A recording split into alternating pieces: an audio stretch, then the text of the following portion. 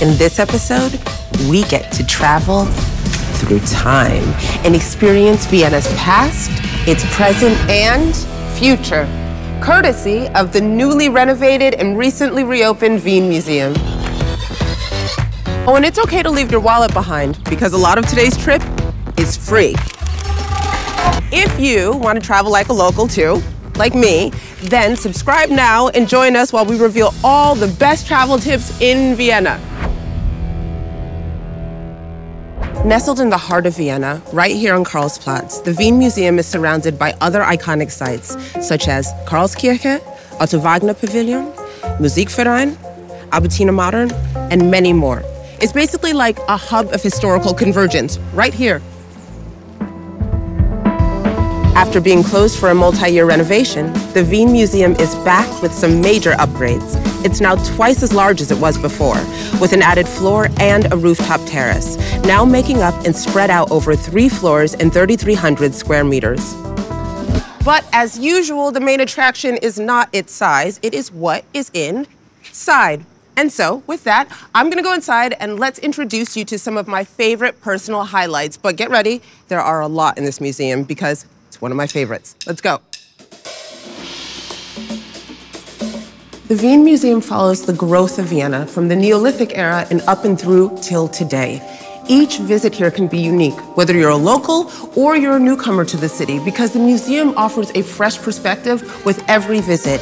It's inventive, it's thoughtful, it's reflective, it's interactive, it's ever-evolving, just like the city of Vienna itself. Look around you. There is so much to see, and that, my friends, is why I keep coming back.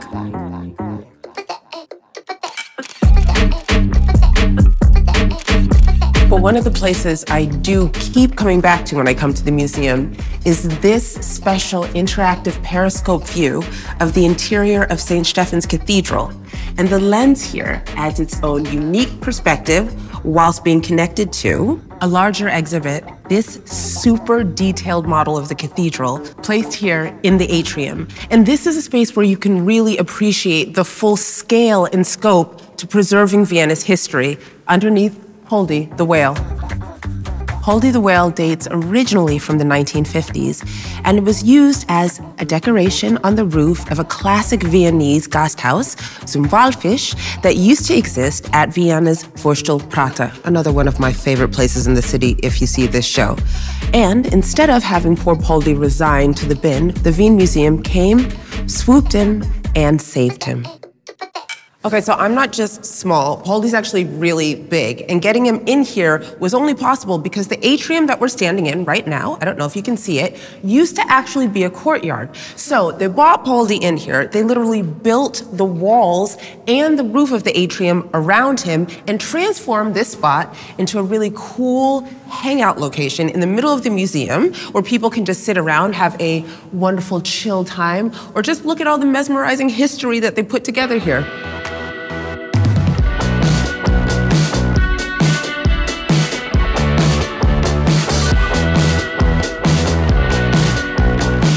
I'm literally remixing history, y'all.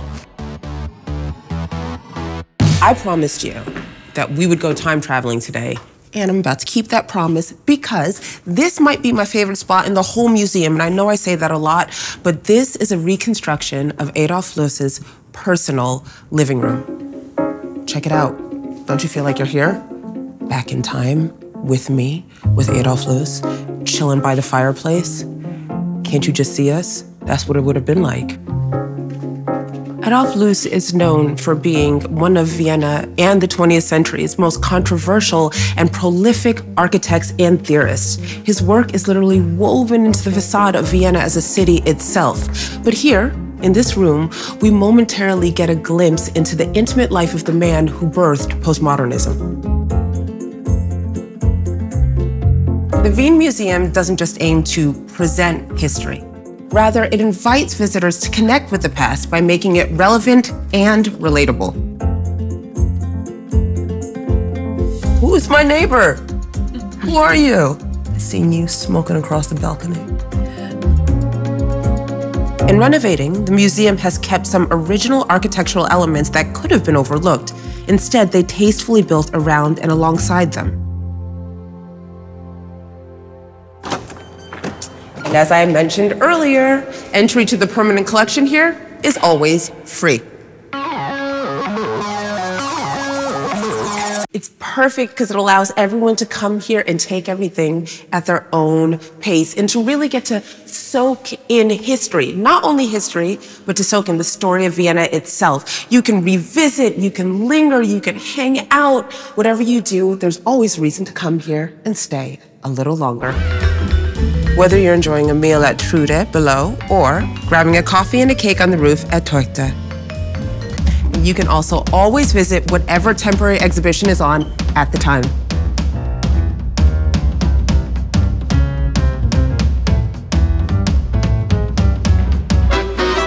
All right, now it's time to meet and straight up congratulate the director of the Wien Museum.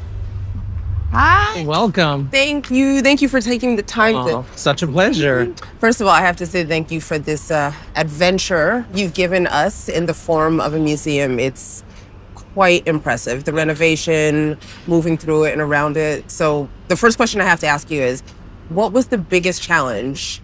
This is a historic landmark. The building, the original building, was created in the 1950s, and it's a really great 50s building. And the challenge was to find a way, to find an architectural language to expand this building in a way that is contemporary but feels organic. One of the things I have to point out that I love, having been in this building before the renovation, even just coming into the foyer where you preserve the entire entrance. So you remember coming in through the entrance of the museum, but now you've got this other entrance. It's like a museum in a museum. In a museum. I mean, we often talk about the fact that the original building is in a way our object number one. Yeah. And we wanted to showcase that object as a historical artifact because that is what it is, among other things. Yeah, actually, that's exactly it. Is object number one. Wait, with that in mind, do you have a personal favorite? Are you allowed to say if you have a personal favorite thing? I am. Well, the first thing that comes to mind. No, I do have one favorite because you know, this museum made me who I am, and as a kid, I grew up in Vienna, and visiting this museum sort of opened my eyes to history and the way that things change, and the object that did that to me as a kid, and it still wows me to this day, is we have an incredible city model from 1898. It's so much fun to look at this model and not only figure out where you are in relation to the city now and then, but to see what has changed and what stayed the same. Late 19th century, so this is exactly the moment when Vienna was at its, in a sense, global height. I mean, it was one of the 5 largest cities in the world. It was the home of Freud. It was the home of Mahler. It was where modernity took off. If you want to encounter the real Vienna in one institution, I will say this is the place to go. I agree. Because there's so much to see in the city, but this tries to be a focal point of what it truly has meant and continues to mean to be Viennese. So for those visitors of ours who want to see Vienna from the native point of view, this is probably a good place to start. And so remember, you're a part of Vienna, whether or not you're staying here for longer or if you're just passing through. If you would like to learn more about the Wien Museum, make sure you check out the Ivy app and make sure you add this to your list of places to see the next time you're here.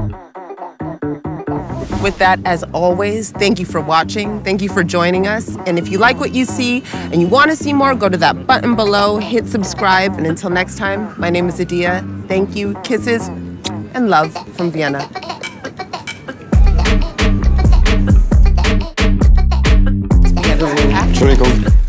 Just a man and his plans. And until next time, my name is Atia.